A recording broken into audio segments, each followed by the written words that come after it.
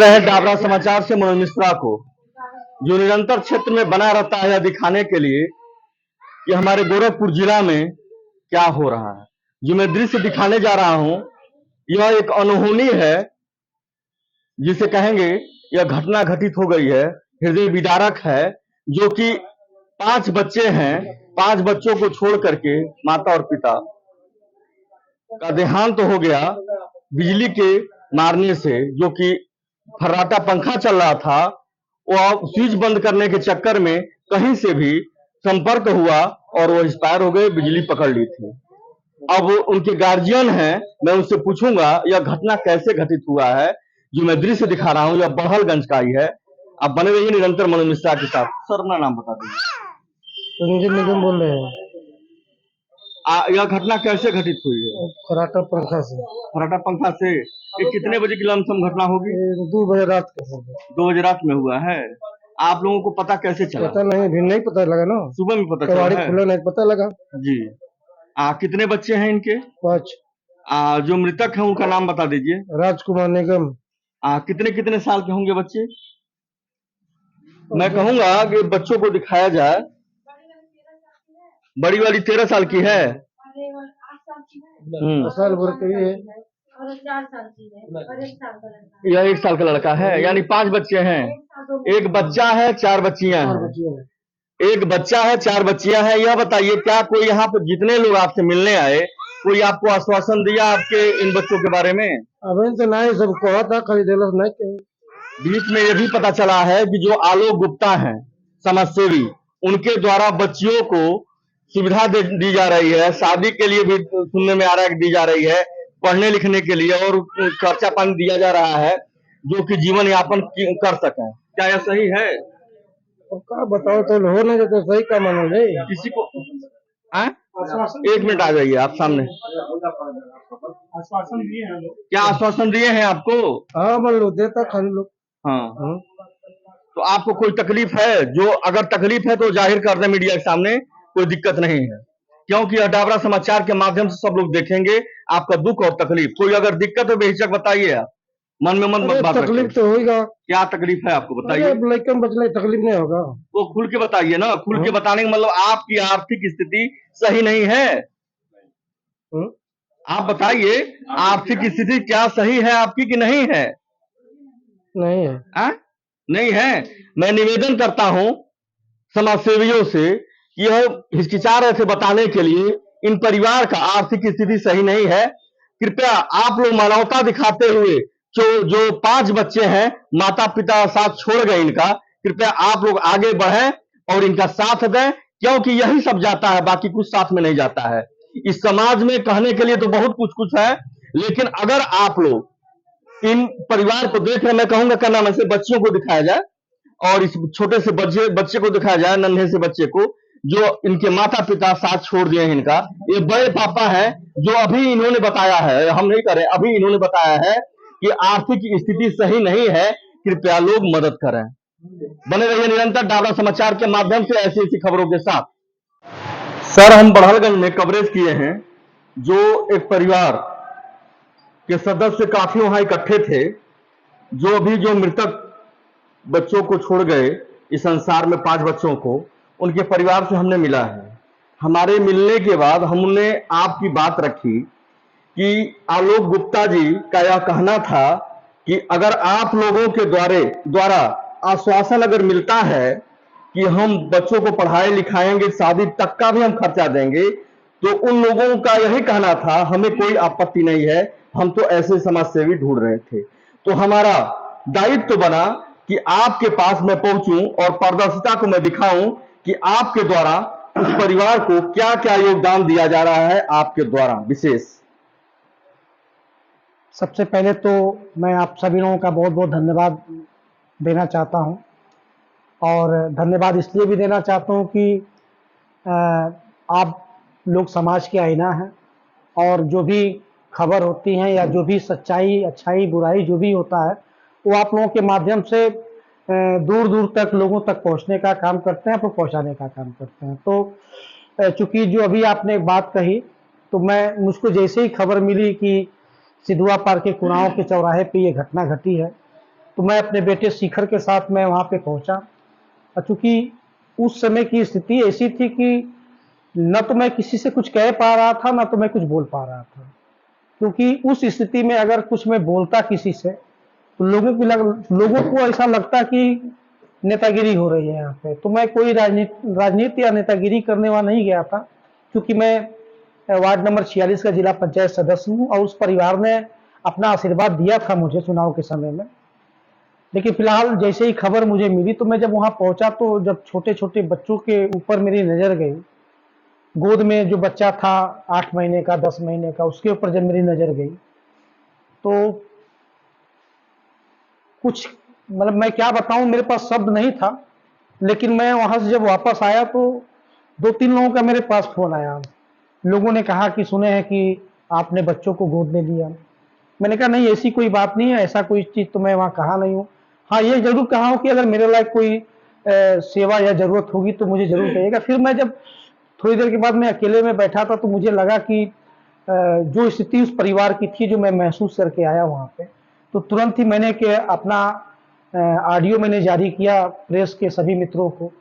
और मैंने अपने उस ऑडियो में साफ-साफ मैंने ये बयान दिया है, मैंने कहा, और कहा ही नहीं बल्कि मुझको करना है उस परिवार के लिए। अब चूँकि कल घटना घटी थी और आज अभी चूँकि मैं नहीं जा पाया, क्योंकि निजी किसी कामों से मैं सुबह से अभी तक मैं व्यस्त था, और जैसे ही समय निकलता है मैं जाऊँगा। और ये बात मेरी पत्नी ने भी मुझसे बोला, पूनम गुप्ता जी ने भी, कि इसके बाद मैं आपके साथ चलूँगी जब आप वहाँ समय चलेंगे तो मैंने अपने परिवार के लोगों से भी ये बात कही, और मेरे आत्मा ने मुझे खुद गवाही दिया।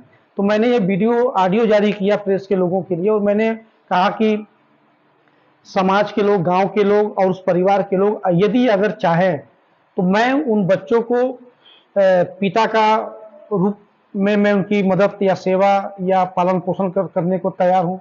मेरी पत्नी ने कहा कि मैं माँ बन करके, जैसे मेरे 3 बच्चे हैं वैसे मेरे 5 बच्चे और होंगे, कोई दिक्कत नहीं है।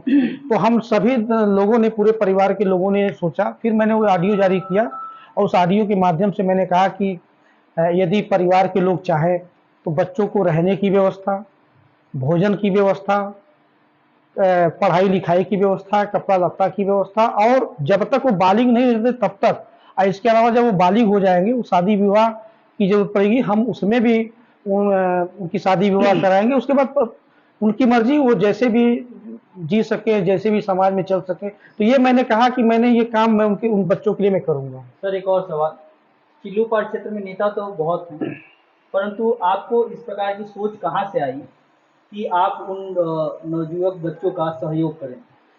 देखिए, चिल्लूपाड़ में नेताओं की खैर कोई कमी नहीं है। बड़े-बड़े लोग हैं, पैसे वाले लोग हैं। खैर मैं इन लोगों के बारे में कुछ नहीं कहना चाहता, पर मैं, जो मेरी अंतर की आत्मा ने जो मुझे आवाज़ दिया, कि उस परिवार की स्थिति को देख करके, छोटे-छोटे बच्चों का जो चेहरा मैंने देखा, तो मतलब यूँ कहिए कि उस समय 1 मिनट के लिए मुझे ऐसा लगा कि जब आज के 1 साल पहले जब मैं अस्पताल में भर्ती था, दिल्ली के अस्पताल में, और उस समय इस क्षेत्र के बहुत सारे लोगों ने कहा कि आलोक गुप्ता मर जाएगा, बचेगा नहीं। तो उस समय सिवाय पछतावा के मेरे सामने कुछ कोई रास्ता नहीं था। मैं सोच रहा था कि काश मैं अपने जीवन में गलती नहीं किया होता, तो शायद मेरी स्थिति ऐसी नहीं रहती। तो कल जब मैं उस जगह पे पहुंचा, तो मैं अपने आप को मैं सोच रहा था कि आज इन बच्चों के सामने ये स्थिति है।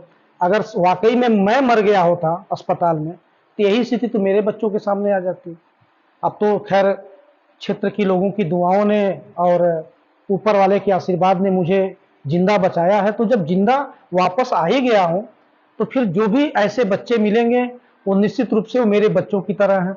और सिर्फ सिधुआपाड़ और वार्ड नंबर 46 की बात नहीं है, मैं आपके कैमरा के माध्यम से, आप लोगों के माध्यम से ये संदेश मैं पूरे उत्तर प्रदेश के लोगों तक पहुंचाना चाहता हूं कि अगर इस तरीके का कोई भी परिवार रहे, मैं अपने मानव सेवा संस्थान के माध्यम से और अपने तरफ से, अपने साथियों की तरफ से हर उन बच्चों का सहारा बनूंगा जो बच्चे, जिन बच्चों को ये दिन देखना पड़ रहा है। सर, एक चीज और मैं पूछना चाहूंगा आपसे, जो मानव शिक्षा सेवा संस्थान है, यह आप क्या सोच के रखे हैं? मैं ये शब्द आपसे क्यों पूछ रहा हूं, उसका एक कारण है। कारण ये है सर कि आप में मानवता दिखाते हुए हर जगह पहुंचते हैं। जो अभी आपने अपने शब्दों के द्वारा कहा है कि जो बच्चों का भरण पोषण हम करेंगे जब तक वह बालिग नहीं हो जाते हैं, अगर बालिग होने के बाद भी अगर कोई दिक्कत आती है उसके लिए भी आप खड़े होंगे, आप भी और पूनम गुप्ता जी भी, पूरा परिवार। आप अभी कुछ हमें यह दर्शाएं कि यह जो मानव पूरा परिवार आप अभी कुछ हमें यह दर्शाएं कि यह जो मानव शिक्षा सेवा संस्थान लिखवाए हैं, ये क्या अपने ऊपर ऐसे ही सोच के लिखवाए हैं? बिल्कुल।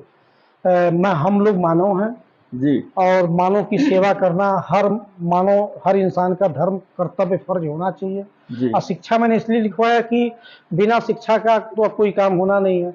जब तक आदमी शिक्षित नहीं होगा वो समाज में न संघर्ष कर पाएगा, न अपने अधिकार के लिए लड़ पाएगा। तो हमने अपने इस संस्थान का नाम इसलिए मानव शिक्षा सेवा संस्थान रखा कि ताकि लोगों की सेवा भी हो सके और शिक्षा की व्यवस्था करके हम उनको शिक्षित भी बना सकें।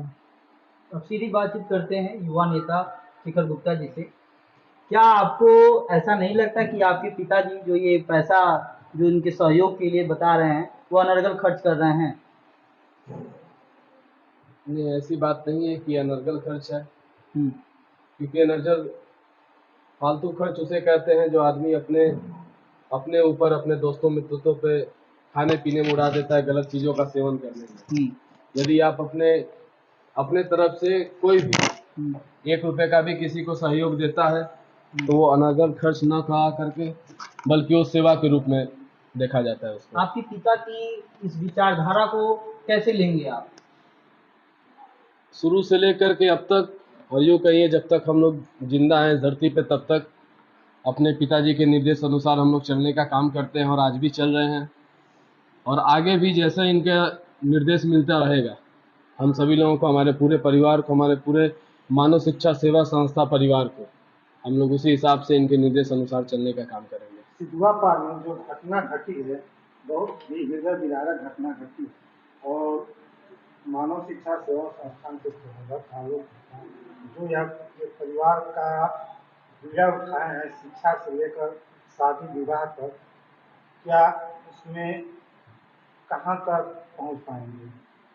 जहाँ तक हमारा पूरा प्रयास रहेगा, जैसा कि पिताजी ने हमारा बताया कि उन बच्चों को आज से लेकर के उनके शादी विवाह तक जो भी खर्च आएंगे, चाहे वो पढ़ने लिखने से हो, रहने का हो, खाने पीने का हो, शिक्षा लेने का हो, या अन्य जो भी खर्च होते हैं, उनके विवाह तक, उनके शादी तक, वो सारी खर्चा संस्था उठाने के लिए तैयार है, हमारा पूरा परिवार उठाने के लिए तैयार है।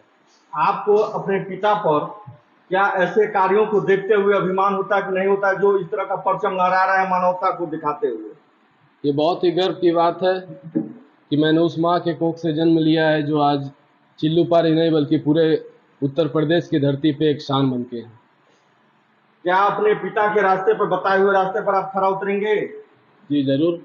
इससे पहले भी पिताजी के निर्देश अनुसार हम चलने का काम कर रहे हैं और आगे भी इसी हिसाब से करने का काम करेंगे। बने रहिए।